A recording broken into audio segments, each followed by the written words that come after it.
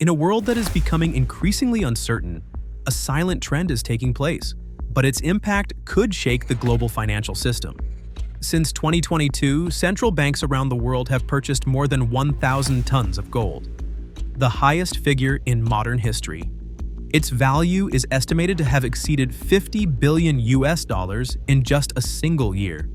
Countries like China are now adding to their gold reserves almost every month without major publicity. Meanwhile, Russia, after being hit with Western sanctions due to the conflict in Ukraine, has doubled its gold reserves as a shield against the dollar system. BRICS nations have also begun reducing their reliance on the US dollar, shifting toward trade, based on their own currencies and gold. The question is, do they know something we don't? So, in this video, we will explore why many countries are hoarding gold and abandoning the US dollar. Keep watching. When many countries start buying gold in such massive amounts, it doesn't happen suddenly or without reason. Something is changing in the global financial world. These countries appear to be preparing for a major possibility: the collapse of a system that has long depended on the US dollar. The clearest evidence can be seen in reports from the World Gold Council. In 2022, global central bank purchases of gold reached more than 1,100 tons, the highest in over 5 decades.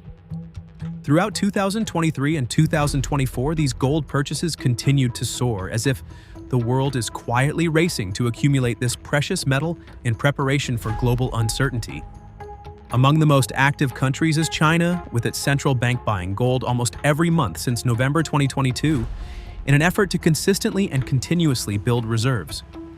By the end of 2024, its official reserves exceeded 2,300 tons.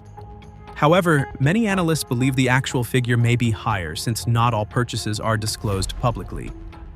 Russia has taken the same approach by replacing a large portion of its dollar and euro holdings with gold after being hit with Western economic sanctions. This is because gold cannot be frozen or blocked by external powers, unlike money in the Western banking system. It is free, has intrinsic value, and is difficult to manipulate. India has also done the same, adding more than 30 tons of gold to its reserves in the past year. Meanwhile, Turkey has emerged as one of the world's largest gold buyers, with purchases exceeding 150 tons in 2023 alone, the highest figure ever recorded in its history. Interestingly, all these purchases were carried out quietly and consistently. No major announcements, no widespread international media coverage. Instead, it has been happening slowly, behind the scenes, as if a coordinated movement is underway.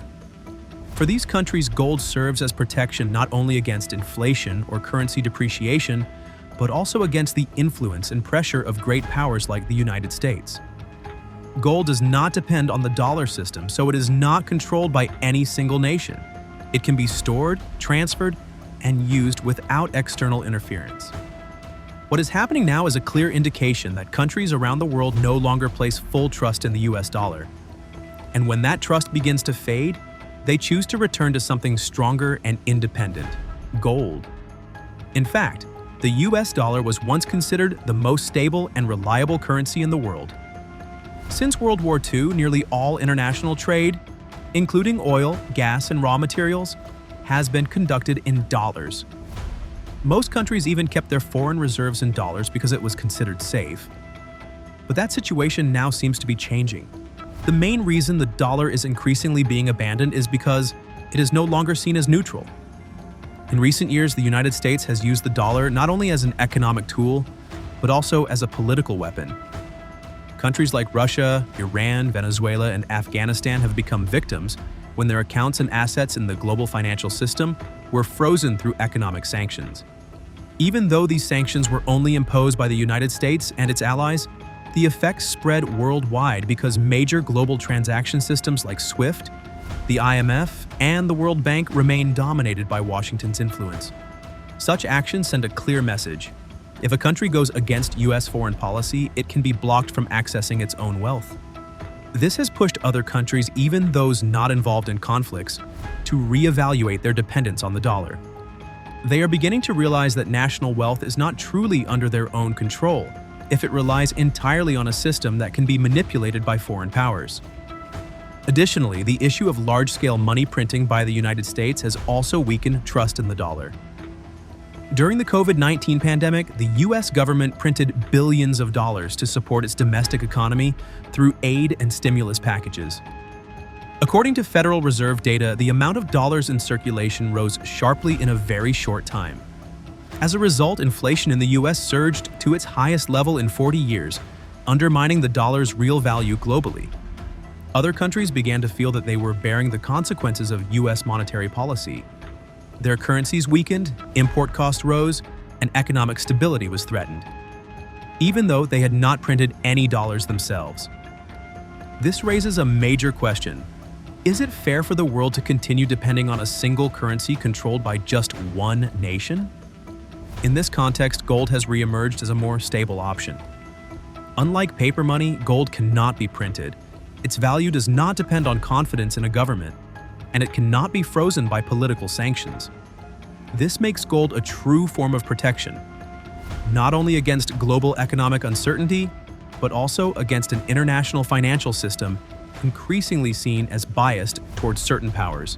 The process of moving away from the dollar isn't sudden. It is happening slowly but consistently. Countries like China, Russia, and India have begun using their own currencies in bilateral trade. BRICS nations have openly discussed creating a new financial system that does not rely on the dollar at all. All of this signals that trust in the US-led system is fading, and the world is searching for alternatives. The shift of nations toward gold and away from the dollar not only affects trade relations, but could also transform the entire global financial system that has existed for over 70 years. If this trend continues, we may be witnessing the beginning of a major change. The end of absolute US dollar dominance. One of the most significant impacts would be the erosion of America's position as a global economic power. For decades, the US ability to print unlimited money and finance its massive spending deficits has largely depended on foreign demand for dollars. But if demand for dollars falls, the United States will lose that extraordinary advantage.